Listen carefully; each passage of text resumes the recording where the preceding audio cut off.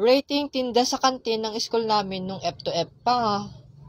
Palamig na chocolate flavor 2/10 kasi sobrang tabang niya. 97% tubig, 3% choco powder. Ganun siya katabang bi. Oo, kulang na lang tubig yung inumin mo, shoota. Mani ng masungit at tindera 3/10 kasi nakakaloka, mas marami pa yung asin kaysa sa mani. Pasneya, ang alat ang mani mo, be, shoota ka. Hot cake 0/10. Akala ko ba hot cake? Bakit nang bumili ako, shoota? Mas malamig pa sa patay. Kwek-kwek 10/10. Okay naman siya, ang sarap ng sauce. Kaso naiinis lang ako. Bakit hindi itlog ni Crush yung ginamit? Ha? Charot.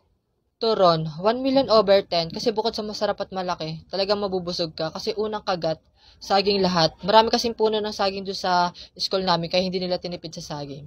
Ang nakakainis lang dito, be, yung bumili ka ng turon, tapos pagbalik mo sa room, absent ka na daw.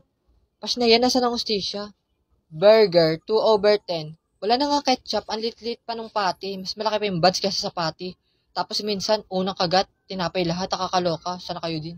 Candy, 8/10. Okay naman to, kaso ang nakakainis lang, ginagawa siyang panukuli pa siya.